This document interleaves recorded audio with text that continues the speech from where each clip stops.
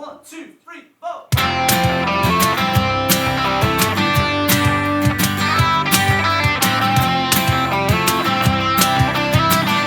Unbelievable.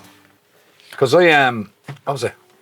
I remember because I was into the whole Manchester scene at the time. So Stone Roses, Happy Mondays, Spiral Carpets, the Charlatans, and Loved in Spiral Carpets. the Spiral Carpets. I'm going to see. They're playing Dublin in October, November. So I'm going to That's see them. who Noel Gallagher was a roadie. Yeah, he was a roadie for. Yeah. And he came back and Bonehead and fucking Liam had set up a band. Yeah. And Noel was like, let me hear you. And he wrote "Live Forever." Yeah. And he said, "What do you think of that?" And Liam went, "All right, you're in the band." So what was it? You see the way he was saying, kept saying, I noticed it in Edinburgh and I noticed in Dublin. He went, "Oasis in the area, Dublin in the area." Stone Roses, they coined that phrase. If you ever see Stone Roses live at Blackpool, it's one of their seminal fucking gigs. At the height of their fame, like out of their faces on stage, but still brilliant, like you know. And he's in Blackpool in the fucking, what's it called? The ballroom or whatever. And he has his mic and he keeps going, "Manchester in the area, Manchester in the area." And that's where Liam Gallagher gets that from, you know what I mean? Yeah. Man, though. But Liam Gallagher said himself, Stone Roses inspired him to create a band. He went to see them one time, he was like, "Wow, I'm getting a band together, fuck this." That and the Wolf Tones. What? The Wolf Tones. The Wolf Tones? Did you not know that about the Wolves? No. So their dad was a DJ in the Irish Centre and thing. Hit record, fuck it. Him. Oh, we're ready one. He's really gone. He's not here. But yeah, so their dad was in the Irish Centre in Manchester. He was a DJ, and they went to his Gallagher's dad was a DJ. in the Irish clubs. Okay, so he was just like, So- no, he wasn't like playing Boucher Field or Wasn't like like, hands in the air, live forever. But yeah, so their man dad, full Irish, moved to Manchester, but he like DJ'd in the Irish clubs or the Irish centres, which was attached to the chapel. That's what he said, and he says that they would go. And he grew up on Irish folk, which was obviously the Dubliners and fucking thing. But he says Wolf Tones used to come and play, and they used to go to every fucking concert. The Wolf Tones. amazing. So that was the whole thing, and that's they reckon that's why they have a wee bit of punchiness. Yeah. And he said at Crow Park there the other night. He says, "Is there anyone here from Charlestown in Mayo? Anyone here from Charlestown?" The whole crowd went, "Yeah." And he went, "There's only fucking 7 people lived in Charlestown." They played the old triangle before the gig. No, they played it. Yeah, and everyone sang it. Nice. Well, You could spot all the Nordies who were not of that denomination. But also that song is being hijacked by the Bows fans as well. That's one of our songs. Is that right? Just before kick-off, it gets played in Dalymount Park. Right, okay. Because the prison is just beside Dalymount. Yeah.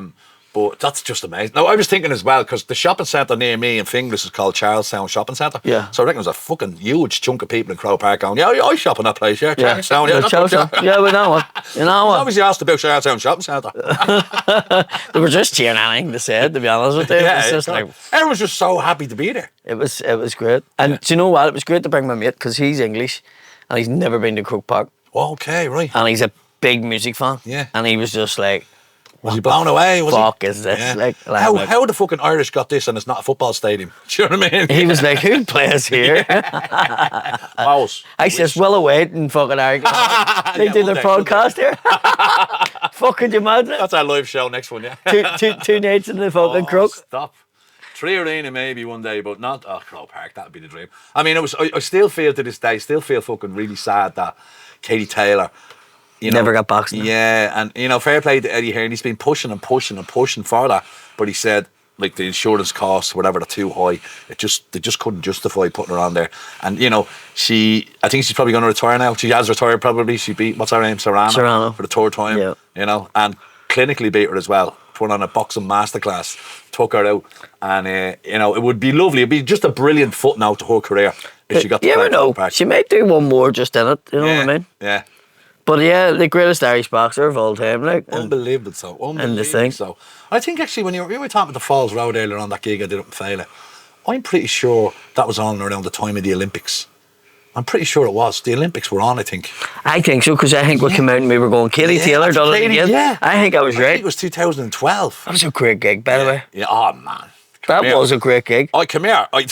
When you asked me to do it, I was going, oh yeah, Fail on Football, yeah, it sounds good, yeah. And then I went to, and you were texting me going, Eric, yeah, there's about 1,500 tickets sold. I'm going, what? How many? Yeah. 1,500 tickets sold, and I shat myself going, 1,500 on the falls. Because the main reason I went to was you were supporting Jason. That's right, yeah. And I says, can we get Jason? And he does the Fringe every year. Yeah, and he's gone in and he August. says, I can't do it in August. So I went back to Fila and I was like, I can't do it. And they went, well, what about Eric? And I went, I'll ask him. Yeah. And so when I asked you, but you must have thought then, oh, they're not, it's just a room. Yeah, I thought, because I knew that story about Jason, I went, all right, Jason, yeah, he can't do it. Eric, can you do it? And I thought they're after downsizing. I was going, all right, Grant, go out to about 200, maybe 300. It was unreal, wasn't 1,500. And it was like still to this day, Paddy, one of the highlights of my comedy career. Yeah, no, so it was you could walk great. to the falls and do 1,500 and keep them entertained for whatever No, they did. everybody loved you. You know? Everybody I was loved thrilled you. with it. It was talked about for years. Yeah. And we two, out of it all, the one fucking thing was Danny Doolan. Do you remember? Oh, God, yeah. Oh, God. I said to Danny, he had this bit, right? And he would say, yeah, my young ones are like a hunger striker. She rubs shit in the wall, right? And I went, Maybe I don't like telling acts not to do a bit. I says, but see the security staff, the sort of would have been, someone maybe would have been in there. Yeah.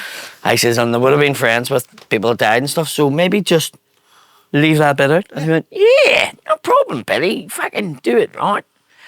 Not only did he not listen to me, he went beyond that and says, my young one's like Bobby Sains. She rubs shit in the wall. And I remember her to say the stage, no, do you ever see that thing at the minute where it goes, and at that moment he realised he fucked up, right? I went, heart went into my mouth. And I remember, because I was wearing a t-shirt, I know what it says on it, I'm not normal.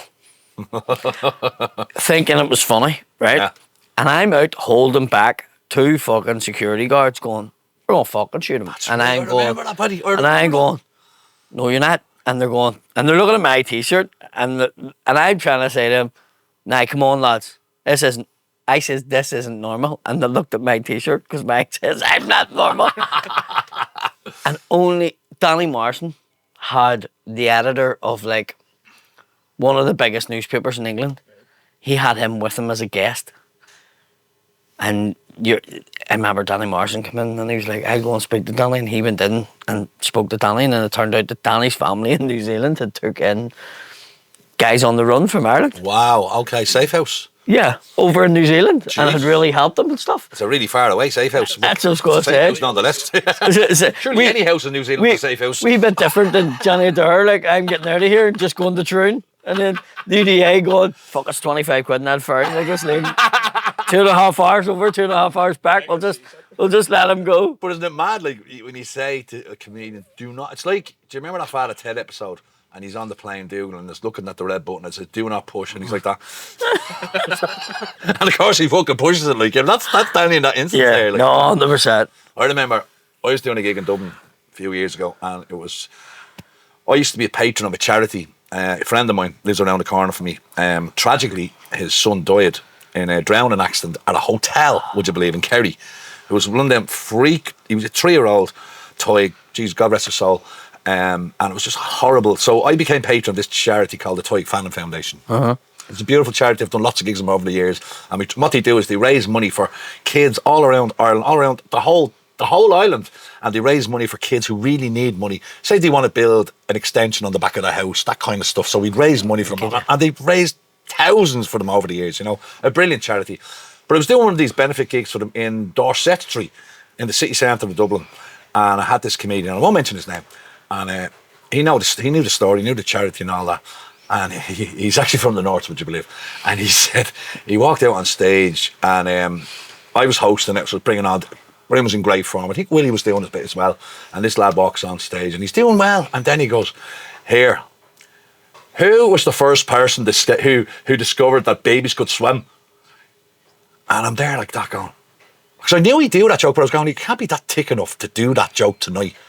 And maybe he was on autopilot, I don't know. You know the way when you're on autopilot, you just go to the jokes. Jesus. And I was like, and as soon as he said it, he realised, he could see the room like that, and the blood drained from his face. And he just kind of he made his excuse and said, he actually apologised and said, I'm sorry, and he got off. And there was I wanted to punch him, but also I wanted to hold him and give him a hug because he was devastated. He realised he'd fucked up. And God bless that family. They were amazing. They came into him afterwards and said, listen, look, it was a simple mistake. We know you weren't fucking deliberately having a go at us. Like, Yes. But it just shows you, though, some people. It's mad. It's fucking mad. It really is. You need to be alert. There was a kid up here, really high profile, and he was he needed a heart transplant, something like that. He was sick, right? And there was like a massive campaign. Everybody was campaigning for him. So I contacted the family. I said, no matter what it is, whatever you need me to do, I'll do. And they were like, yeah. And they came back and they were like, yeah, well, we'll have this fundraising night. And it'd be great to have you on because we're going to do it a wee bit different where it's going to be, you know, people in doing different stuff. And I was like, yeah, I don't know. So I travelled down, brought my wife with me, and she was like, how's comedy going to work? Like, what's funny about his situation? And I was like, no, but it's a fundraiser. It's not about him, you know. And we get in and I had this big screen. And I remember they were like, we're going to show a wee video, Paddy, and then we're going to bring you on. And I went, right. And I'm standing beside the stage, and it was like, do you know when they put music till... Oh, Jesus. It was sad. And the whole room was fucking in tears. I was in tears at the side stage. Christ. And then I had to go out and try and do comedy. Like. Yeah, that's a classic case, Paddy. I've heard that so many times. I was like... People. And I didn't... And see, at the time, most of my material was about my kids. And I was going... And all I could think about was like my kids. And I'm going... And I went on. I think I was meant to do a half an hour. I think I done like fucking 20 minutes. And then I was like, I'm out of here. And I swear to God, like, it was just, there was nobody in the audience was going to laugh. That's what I think, you know, experience teaches you loads of things, Paddy. And one of the things is when you're asked to do fundraisers like that, I think we've all become wise to the fact now that, okay, just tell me exactly when I'm going on that night. And they go, well, I'm not going on after any fucking speeches. You know, there's going to be, if there's speeches, there's a big break, 10 minutes, and then boom, the comedy's starting now. That's what you do. Because that's happened so many times. 100%. And, you know, so the show video, the music, people in the audience are crying, friends, family are crying, and then it's Paddy McDowell for some comedy. You walk out to the sound, you're on footsteps. Kids are bastards. Yeah. Feedback and all. Yeah, no, it was tumbleweeds that night. That and do you know what? Probably wasn't even my worst gig, like, out of everything. Do you know what I mean? It was. What was your worst gig, Paddy? Worst gig was in Derrygonnelly. In Derrygonnelly? Connolly, you call it. Okay. And it's like the last town before you go through. So you go through Enniskillen and then you get to Derrygonnelly. Okay. And it's this wee hamlet. And then you're in the south, right, which is still in the north, but it's in the south. You know what I mean? But just before the border. And Neil Dugan, do you remember Neil Dugan? Yes. So Neil was like, I've done this gig. Paddy's great, blah, blah, blah. So the guy running it was like, hello, Paddy, we're doing a wee show in Derrygonnelly in the community centre. And Neil, give me your number. And I was like, have you seen any of my stuff? No. And I went, right. And I sent him a DVD of my blues set. Right. And I says, that's a blues style. Yeah. I says, now I can do a clean set. But that's the blues style. But you need to know if my stuff's going to do because I'm working class. I'm from fucking Belfast. And I talk about what I know. Yes. Yeah. And he was like, no bother. And I sent him it. And back in the days when you didn't send clips over the internet, I had to fucking physically send a DVD. In a jiffy bag? Yeah. and a dick pic. And so 3 days later, I rang him. Did you get the DVD? I surely did, Paddy. I says, what do you think? 100%. Go ahead, right? I said, right, you want to book me? 150 quid, right? That's all I was getting. Okay. The drive down. And I thought that was great at the time. I was going to start a comedy, you know what I mean? Yeah, it's all right. So there's me in the black taxi down. It's the black taxi. And I just about get the Derrygonnelly, and there's this massive community hall, fucking, and I mean huge, right? It was bigger than the town. Wow. And they're all walking in, but it was like the Waltons. They're all walking in with dinners and plates of trays of sandwiches. And I get in, it was big lines of fucking tables, you know? Yeah. Like a big fucking... So they're having a community banquet? That's what it be. The whole time. Like from granny to fucking nipper, right? And everybody's in, right? So I go in anyway, and they're all, what do you want to eat? There's everything you can ask for. You can have a Sunday dinner, you can have ribs, you can. So I'm sitting with the doctor, I'm sitting with the mayor, I'm sitting with, at this table, the dignitaries, and they're all going, oh, I can't wait to see you, Paddy. And I was going, oh, I can't wait to perform and all. And sitting having their dinner, and there was Irish dancers on, and then there was Highland dancing on. And then there was a guy get up and said poetry. Then a wee guy get up and sang. And I was like, when am I getting on? They're going, oh, you'll be on next night. And then this guy came out and he was like, and we're talking about Derry Ganley, and it's the future of Ireland and future of Northern Ireland, and it's going to be a community. We're all cross community in this place, and we're all dead on. I'm sitting there, and then they're like, so we're going to have a wee bit of comedy. Welcome to the stage, Belfast, man, Mr. Paddy McDonnell. And I went up. And when I was walking up on the stage, I hadn't seen this before. There was 5 old boys with war medals and brats on. Okay. Really? And they were sitting here, like 5 of them, in a wee table. And walking on the stage. Red flag. Walking on the stage, and I noticed them. And I says, isn't that lovely to see? And everybody just looked, and I went, it's great to see boys home back together again. No one laughed. Oh my God. Right? And then I went, I come from a wee quiet place. They were the elders. You probably never heard of it. There was flats, tumbleweeds, right? And then I physically seen people going up and down the tables going, what's not to laugh at them? And I was going, I have to do a half an hour. I've drove the whole way down here. I really need the cash to get back. I needed the cash to get diesel to go back. I didn't have any money. Of course, yeah. And did they say they were cross community? So there was both sides there. Yeah. Because there was Irish dancing and all. Yeah. And I was like, so I just went, I'm doing this. So I remember like looking at my watch, and it was like 27 minutes. I was like, is there getting another one? I didn't give a fuck. I was tumbleweeds the whole way. Like, it was the only time I've done my set where there wasn't one laugh. Whoa. The whole way through. But I tell you what, Paddy, that takes balls. And I just stood there, and I remember Did you do that 40? the last 10 seconds I stood there, and I went, and here's how we finish the set, when everyone's so quiet, right? So we all do this together. And you all know it, and feel free to join in. And we go in 10, 9, 8, tumbleweeds. Tumbleweeds. And I was like, hard, that's not even getting like a fucking thank fuck, here he goes. Fuck. Do you know what I mean? What you normally get? Nothing, right? Thanks, I've been Paddy McDonnell. And I went, thank you very much. Good night, Derry Ganley. And all the best. See you next year. And a guy came up and snapped the microphone.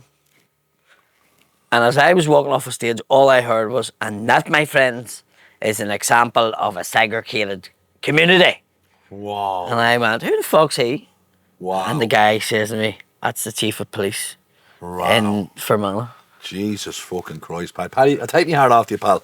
I'd have been gone after 5 minutes. Taxi or no, or money or no money. We're here. So I came off stage anyway, and the guy comes walking over and booked me, right? How many years ago was it, Paddy? Like, were you a young state starting out, were you? Aye. How the fuck did you not even get dry mouth and panic and shit? Because we all got that at the start. I genuinely... You were thinking of the ride home and the petrol. I was just like, fuck them, they're getting it. But I just remember like fucking standing there, and the guy came over and he was like, that really didn't go the way the plan, did it? And I went, No way. well, you knew my material. And he was like, no, the last fella, he sort of done wee tricks at the table and all. And I went, well, I don't do tricks. And he went, oh no, Neil told me that you were just a comedian, like, but I thought maybe you could have done a balloon or something. And I went, I don't do that. Like, you've obviously booked the wrong. And I went, hold on, man. I sent you a DVD. And he went, I don't have a DVD player. I swear to fuck, that was his words. And I was like, you told me you watched it. And he went, oh, but sure, you just say you had to be nice. Oh, Jesus Christ. And I'm like, and what he the never fuck? was ever on the committee again.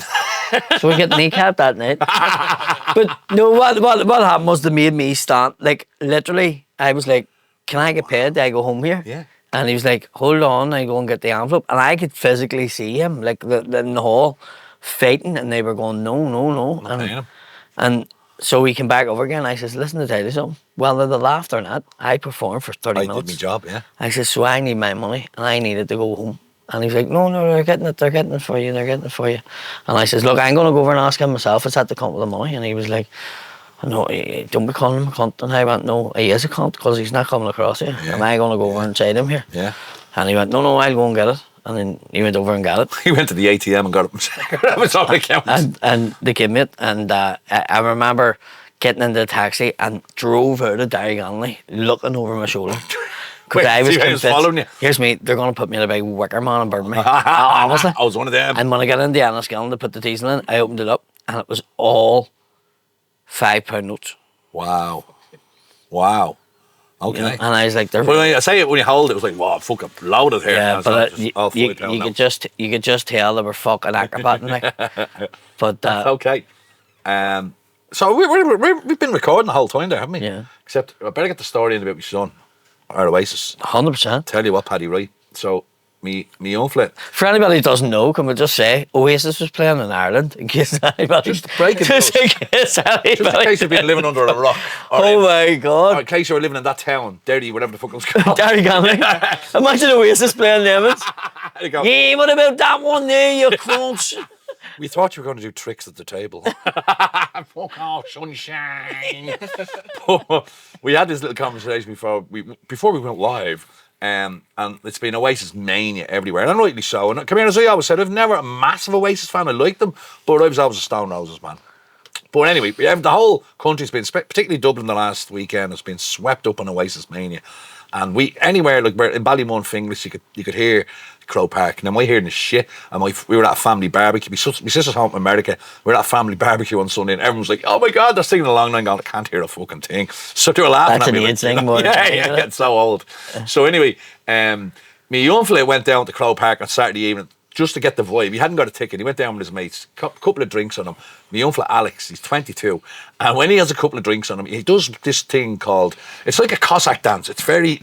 He's on the ground and he's giving her all that. Now I can do it because I'm sitting on a chair, but he does it without a chair. It's incredible. Some leg strength. It's called the grog dance. He has it on TikTok and all. Anyway, he goes down to Crow Park and he's doing that. And there's a big film crew there. Fucking 2 cameras, 3 or 4 boom mics. And he's giving her all that. He's giving her all that for ages. And they're filming away. And then this woman comes over and goes, she's an English woman. She goes, "Hi, can you get your name and your email address?" And he's like, yeah, what for? She says, we're filming the official Oasis documentary. We're hoping it'll be a film at the end of 2026 or something like that. And I was like, and if we decide to use this bit, we need to get your permission. And Alex says, "Oh yeah, no bother." I gave her the details. And this morning, he gets the email from the production company, and they say, "Hi Alex, we're definitely going to use your bit. Can you sign this form?" And Alex was like, "Yes," and he's in my face. "Dad, I'm going to be a movie star." As he, after all your acting. Yeah. You're first, silly. He's fucking it. One job. These are Oasis. It's going to be the biggest film next 2026. I'll tell you now. I made a feature film debut last week. Oh, in Dublin. No way. Now in a small part, little cameo role, but it was great. I got to play a preacher at the GPO on O'Connell Street. So is it going to be set back in the day? No, it's a modern day film. It's about a young one who grew up in Ballymun, Clondalkin, very working class area, but she's now known as one of the world renowned sopranos. She's an opera singer. Is this a true story? It's a true story, yeah. So the woman that made the film, Sarah Jane Drummy, I did a short film with her a couple of years ago. Called 134, and I won a load of awards. It was great, and she always said, "Eric, if I ever get to make a feature film, I'm going to get you a part." Now it's only a tiny part, but still, my first ever part in a feature film. And I got to stand. I wore the short sleeve white shirt. I had a tie. I had slacks on, and I was standing inside the GPO with a microphone going, "Open your hearts to Jesus. Jesus is coming." And there was loads, all the boys and all walking by. And they recognised me from the podcast at Willa, and all they going, "It's the fucking story with him." I can imagine them going, "I better ring Willa. I think Eric's after losing the fucking plot."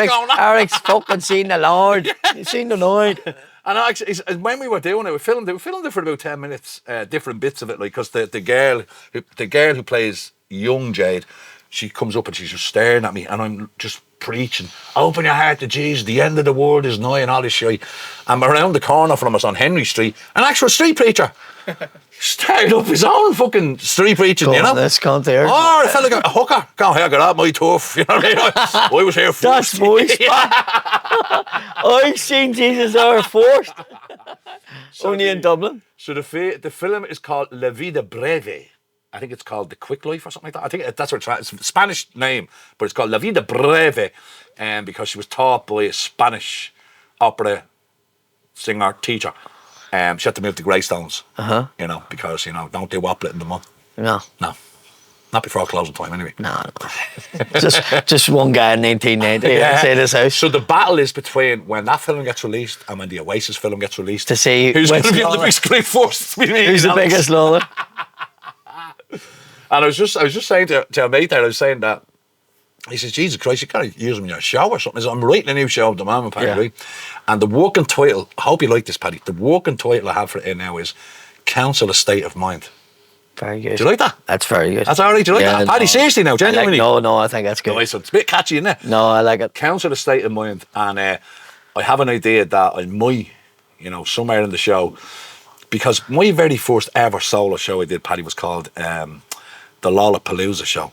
Right, based on the Lollapalooza, Yeah. So I call it the Lollapalooza Show, and I did it in Ballymun, and I used to work in IBM, and at the time, that Dez Bishop show had gone out on TV, and I was in work, and everyone's like, "Oh my God, Eric's on TV and all that," and Will. And that's where is that where you started the comedy? Yeah, that's how I started comedy. So me and Will, we never knew each other before. Right. Dez Bishop's joined the hood, and then we both went in. Was it an audition? Like they call people in, or Yeah, so there was basically what happened was there was a poster that was up in Ballymun Shopping Centre before it was knocked down, and it said, do you fancy doing some stand-up comedy workshops? If so, appear at the Axis between 12 and 8 p.m. for an audition. And I was thinking, fucking audition. My missus rang me and says, look, you know the way you think you're funny? Go down to this. So I got off the bus from work and went straight in. And there was these girls with these kind of questionnaires. Finished these 5 sentences in a humorous kind of way. And I'm looking at them going, what the fuck?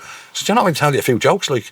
I says, no, you have to go upstairs for the interview. And I'm going, fucking interview? Now, we had no idea at all. What was happening, TV or nothing, you Yeah. know? And then we walked in, and there was Dez Bishop and Mike Casey, the producer, and a big, huge camera, 2 big, huge cameras in the room. And I'm going, what the fuck's going on here? And I kind of vaguely knew Dez because he had just broken through with the work experience thing that was massive for him on RTE, where he worked a load of minimum wage jobs to hilarious effect.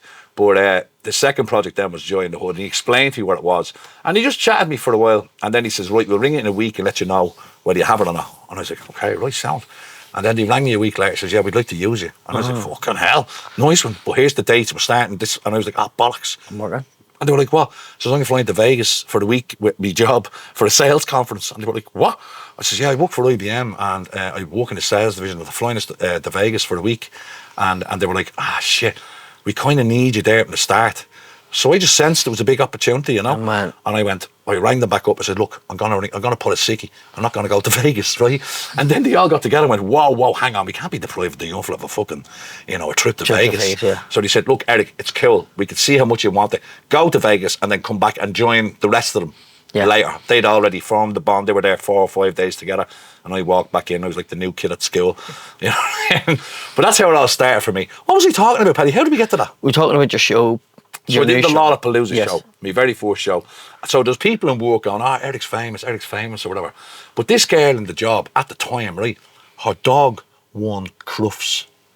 Crufts, you know Crufts, the fucking Olympics. In IBM? Yeah.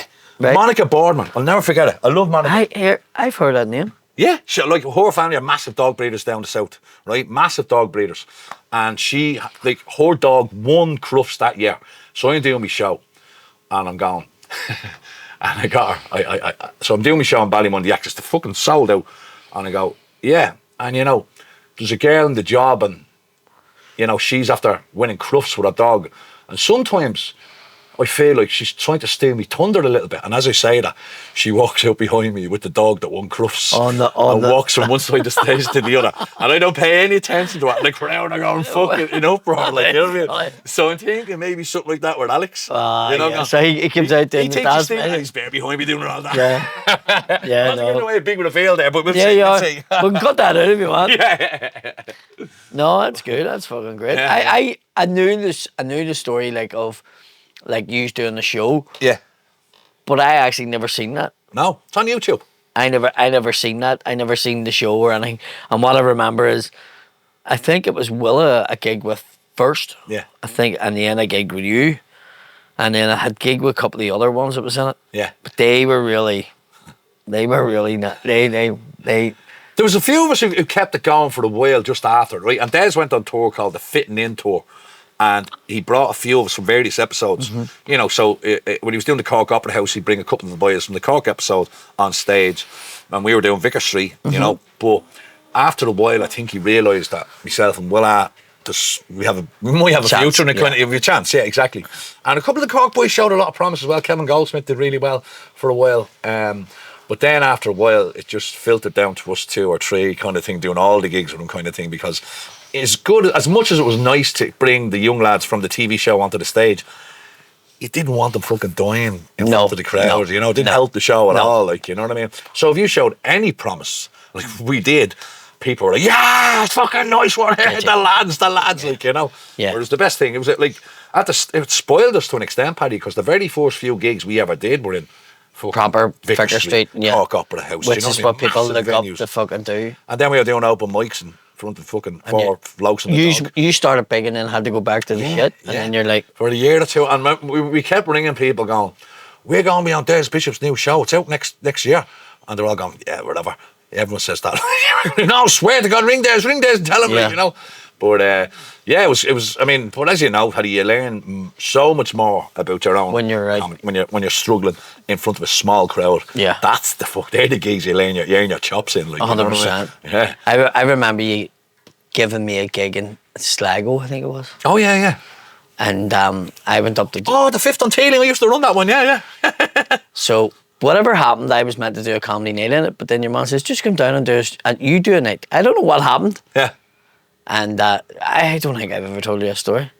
So I gets down to fucking Sligo anyway, and drove the whole way down, which isn't easy. No, of course not. You know yourself, Yeah. even from fucking Dublin, No, it's not fucking easy. And you have a motorway goes over there and then you go up.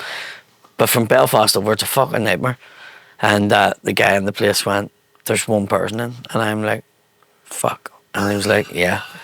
And I was like, right, okay. And I says, was there much advertising? He says, it's there's a big chalkboard outside for you. Hoping today, you know, people would come and pay in and whatever. And I was like, right. And he says, but you may go in and see him. And I went, yeah, I'll just go and tell him I'm not doing it. And he went, just preparing you. And I went, what's wrong? And he went, I think there's something wrong with him. And I was like, why? And he went, you'll find out when you walk in. And I went in. Now, it wasn't a massive room or anything. No. But there was one guy in the front row with a fishing rod. Oh, yeah. And dressed in fishing gear. It's all coming back to me now, yeah. Do you remember? And fucking... I walked into the room and I looked at him and I went, there's bound to be cameras in here. Like, I was convinced. I was like, is this one of them fucking TV programs Yeah, on it's a RT camera or show, something? yeah. It is. And I was like, fucking no way. And he's just sitting there. And I'm... Where's his fishing rod? Was this fishing rod? And I was like, but they had the fishing gear and all on. So I walked up, I mean, I have to go up to him anyway, and I walked up and I says, well, what about you? And he turned and he went, all right.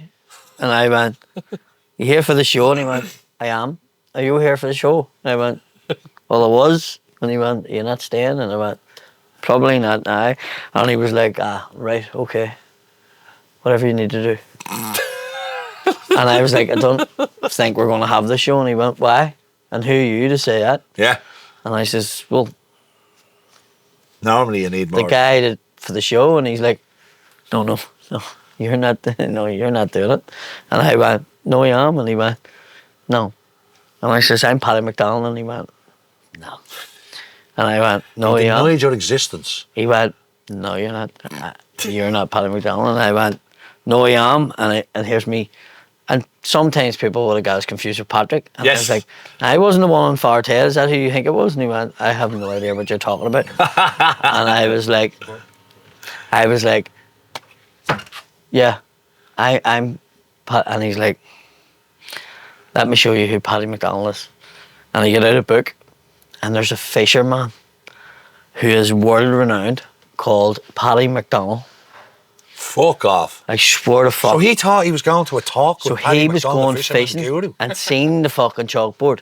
Tonight, Paddy McDonnell. And he went, fuck, I'll get the book signed and I'll get him to sign this rod.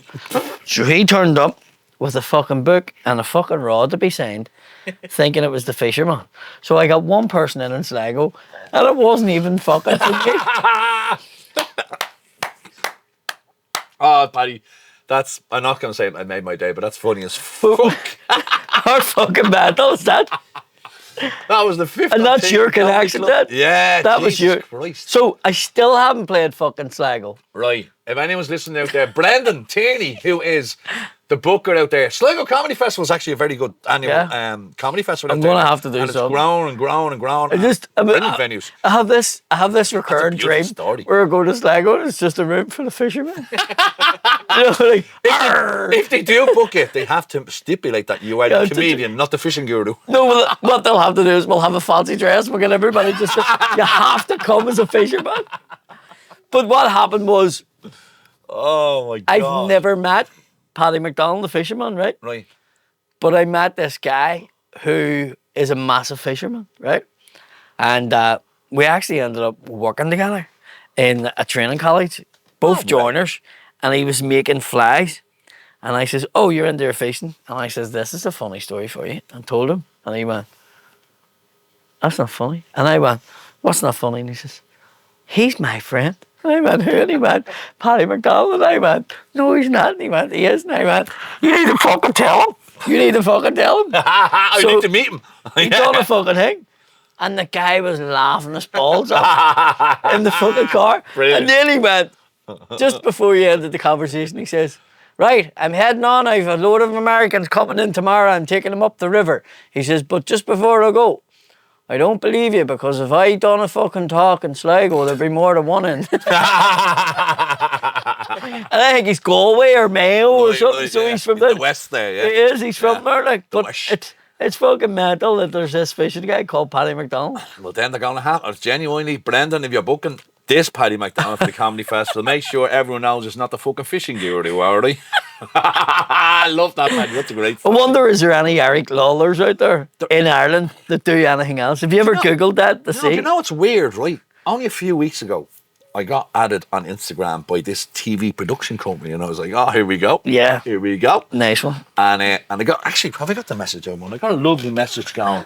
Can we pause it for a second and I'll read this? Well, fuck it. Do you know what? We'll edit it in. We'll edit it in, right, cool. I just want to see what the, I need to find out.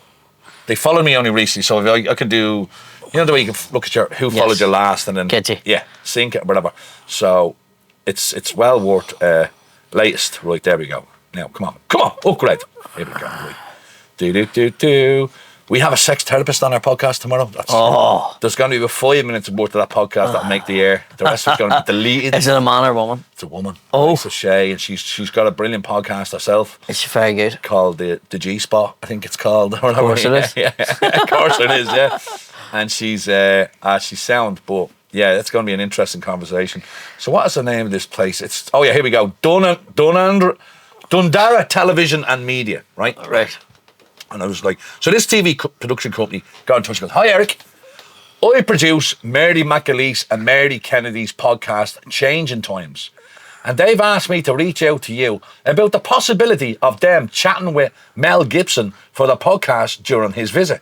The podcast is lighthearted and centres around people who affected change in various ways. Mel definitely did this for the Irish film industry. Our guests in the past have included Dermot Kennedy, the Taoiseach, Sharon Shannon and Phil Kilter. Do you think this might be a possibility? Thanks a million, Eric. Enda Grace. And I went, hi Enda, thanks for getting in touch. I'm not sure you have the right Eric Lalor. I've no affiliation to Mel. I wish.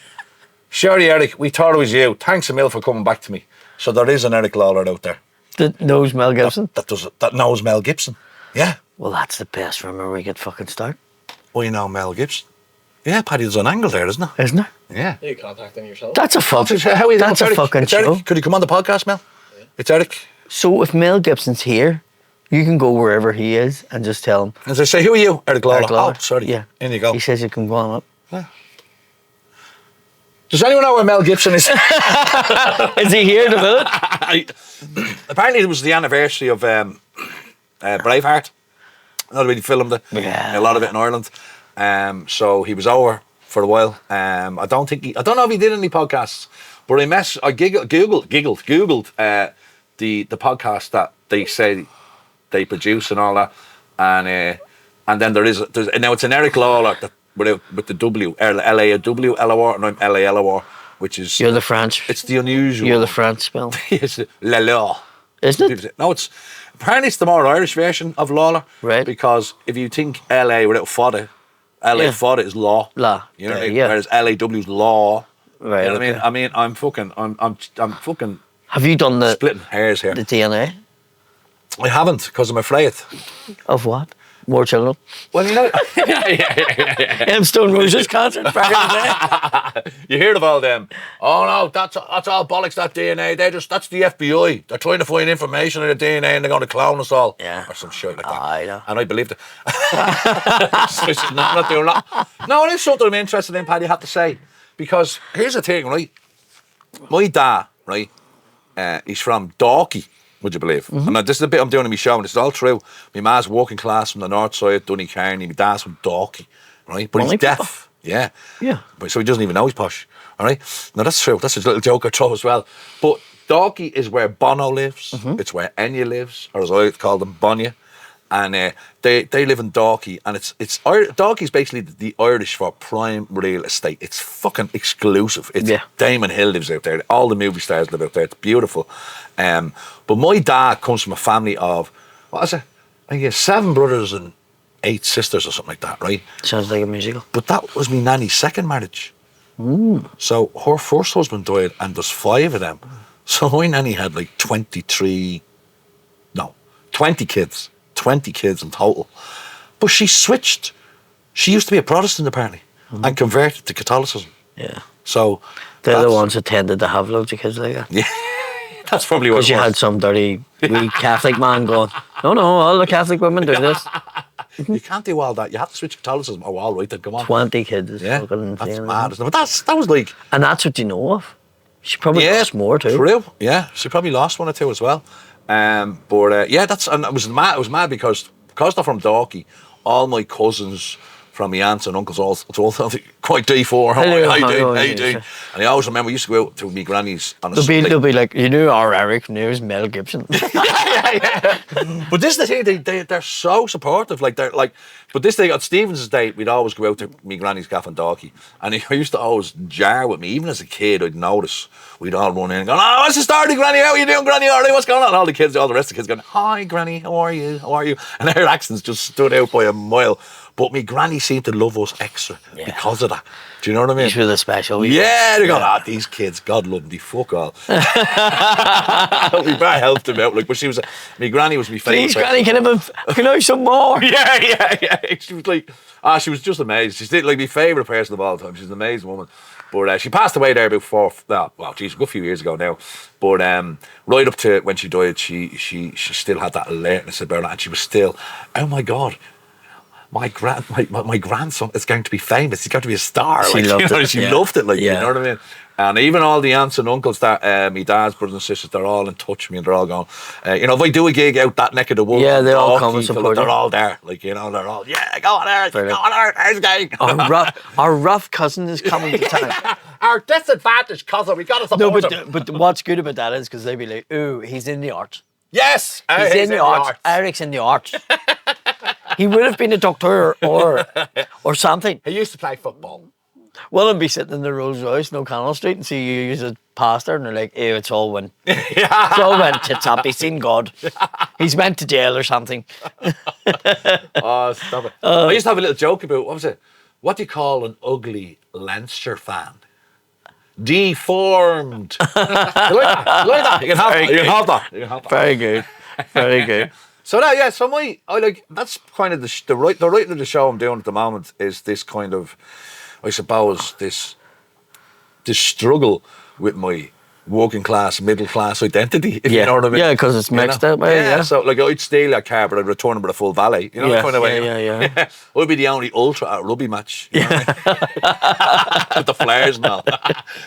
And all that shy silence for the kicker. Fuck that shit. Yeah. We fucking hate Munster. We fucking hate Munster. I'll be doing all that, Do you watch? You're not a rugby fan, are you? I love all sports, Paddy. I will watch rugby till I'll show you a video now after I'm finished. I did a little video for Joe. The only way Joe, I do a bit of work for Joe.ie. they asked me to do this thing about 2 years It's all voluntary, by the way, in case yeah, and he wants to text watch it people for to- 11 year. Oh, they opened a good in my heart. Yeah. And to expose me profile. But they asked me, the company that runs the show also have access to Premier Sports, and they show a lot of rugby, so we have access to rugby. So they asked me, so they'd show a bit of rugby, and I do a bit of my own commentary on it in my Dublin accent. And I did one day, and it was only the other day I got, you know the way on TikTok or wherever it goes, this day 2 years ago, and I went, Jesus, that was a bit of a laugh, and I reposted it, and it's after getting a lot of traction again. Yeah. Like, people going, oh my God, you need to do more of them, like, Yeah, you know, it's but it's just funny. me talking in my accent like that. Going, But if they want working class people to go in, exactly, yeah. But that's the thing, like me and Will have always said this, like in the podcast and all going, like the Dublin accent, our Dublin accent is the most prevalent accent in terms of numbers, I would say, in the country. Yeah. Do you know, because of the population of Dublin. Yeah.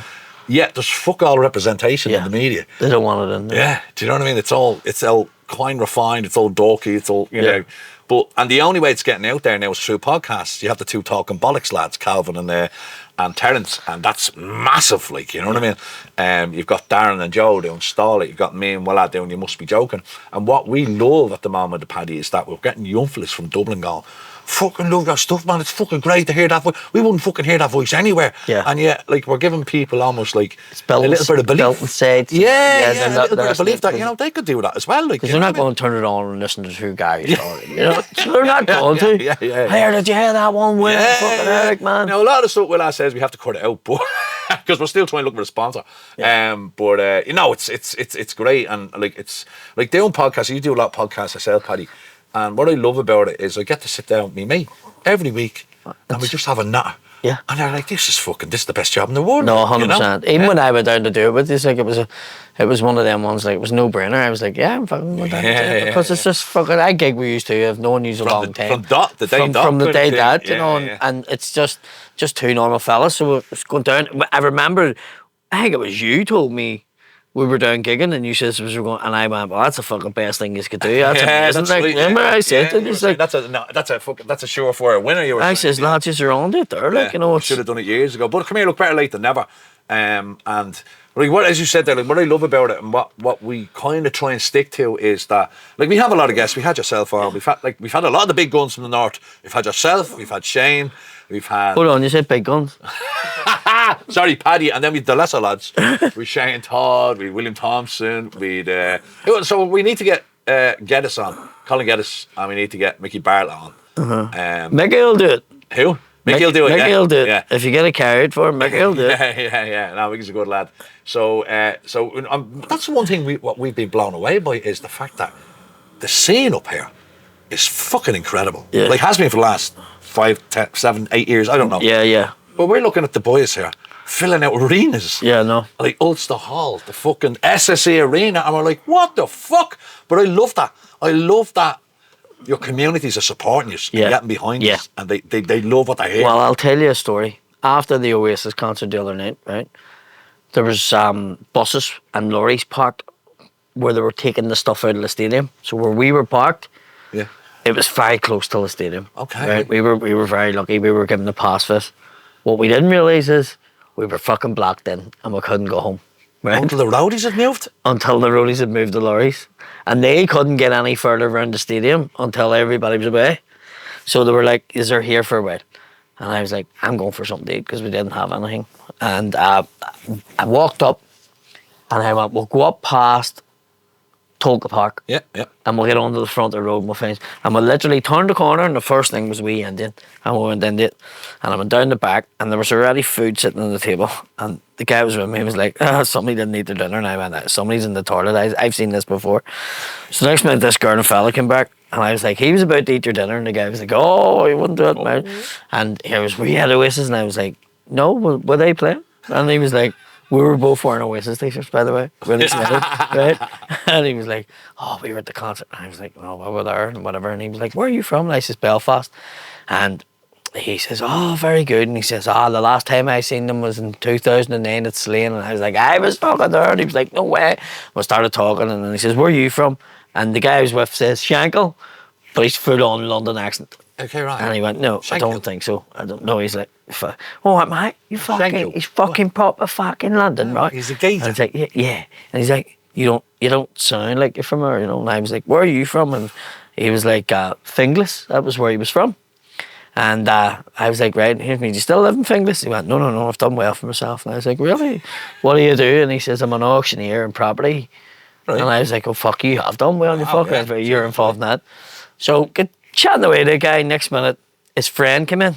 Wee tiny guy, and he was wearing a full Barcelona kit. Right? A full kit wanker. And I was like, did you fall out of the Subudio box, right? Because he was fucking tiny, right? And he was like, who brought the fucking comedian in, right? And I laughed, right? And the guy, because he hadn't asked me what I'd done yet. And then your man's wife, she got in, she was sitting in the corner. So they sit down, there was a bit of disruption. And then all this Prosecco came brought out. And I was like, we didn't order this. And the Indian guy was like, well, and I was like, no, we didn't order it. I said, listen, be careful, because he's put these Proseccos down. Yeah. He's going to fucking charge us for them, because he thinks these are all drunk. And he was like, oh, good shout. Next minute, there are women's opening them all. And I went, just warn you about it.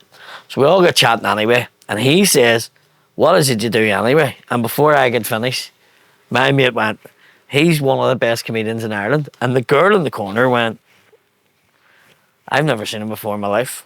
And I went, do you go to comedy? And she went, yeah. And I went, where do you go? And she went, I think I went to the Point once. And I was like, well, that's not comedy. Here's me. So, and here's was, but you're from the north? And I went, yeah. And she went, and he went, well, he's doing arenas in the north. And she went, there's no good comedians up north. Like. And I was like, wow. The ignorance is real. That's a fucking statement and a half, right? So this guy's fucking dead interested. She's like, no, there's no fucking thing.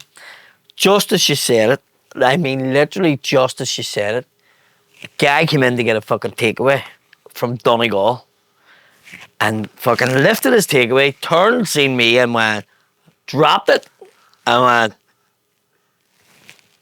Paddy McFucking-Donnell. It was almost so perfect, it was like a plant. She was going, where's the fucking cameras? No way. Because it couldn't have went. Yeah, and he went, can I get a picture with you, right? He went, actually, wait there. And he run out. And he got whoever was in the taxi with him and brought all lemons in. And they're like, right. So they're all sitting going, okay, is this guy, right? Yeah. And then they're all fucking talking. So the guy sitting here is like, would you come back to my house? We have a bar at the back. And I'm like, no, I think everybody built them during fucking lockdown. He's like, no, this is a fucking proper bar. It has its own car park out the back of my house, right? So he started showing us the pictures of it. Fuck me, Eric. In Dublin, was it? It was 10 minutes outside Dublin. Right. He says, it's very rural. He says, but it's 10 minutes outside Dublin. And I am going, this guy must be fucking, yeah.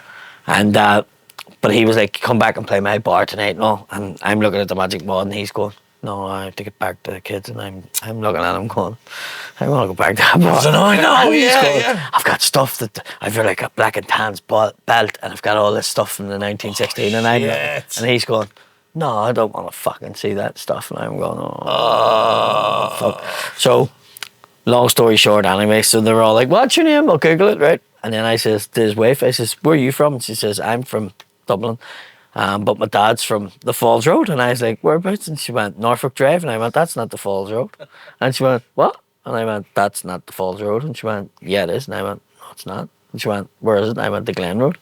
I says, it's where the Falls Road stops. But your dad's 2 streets into the Glen Road, so it's a Glen Road. We don't call it the Falls Road. Okay, right. I says, do you know who else lives in your street? And she was like, who? And I went, Jerry Adams. And she went, oh, he told me that. I didn't believe him. I says, aye. And then another guy went, aye. And his other 4 fucking houses. And the fella from Donegal says, that's my fucking uncle. Holy shit. I swear to fuck. Fucking hell. And I was like, this is fucking insane. This is nuts. This is nuts. I went, do you know what? I'm fucking paying the bill and I'm fucking going down in the car. It couldn't get any worse, I swear to God. But like they genuinely didn't know who it was, do you know what I mean? Yeah. So there is, even though it blows my mind that you're an Irish comedian, but there's parts, the Galway, they know who I am. Right. Donegal, they know who I am. Cadden, Monaghan, it's sort of like I'm creeping. Is it, so when you do shows in Dublin, is it a hard sell for you? Yeah. Is it? Yeah. Okay, because I understand there's people like that who wouldn't, like she said, I was at the Point once, so she's hardly a comedy fan. I'd be thinking that the comedy viewing public of Dublin would be aware of you because they know what's on the island, if you know what I mean. Yeah. From all around the island. Like Chris Kent sells everywhere. Do you know what I mean? I'm surprised at that, Paddy. Surprised at that. But you still sell. Like, you sell more tickets in Dublin than I'd sell in Belfast now. I mean, so I'm going to the Emperor tonight, 4 people. Yeah. And they're there to see me. Yeah. They're on their fishing gear. I should have brought me swim up just to do that. A bit of entertainment. The Cusack stand. Yeah. What's that dance called?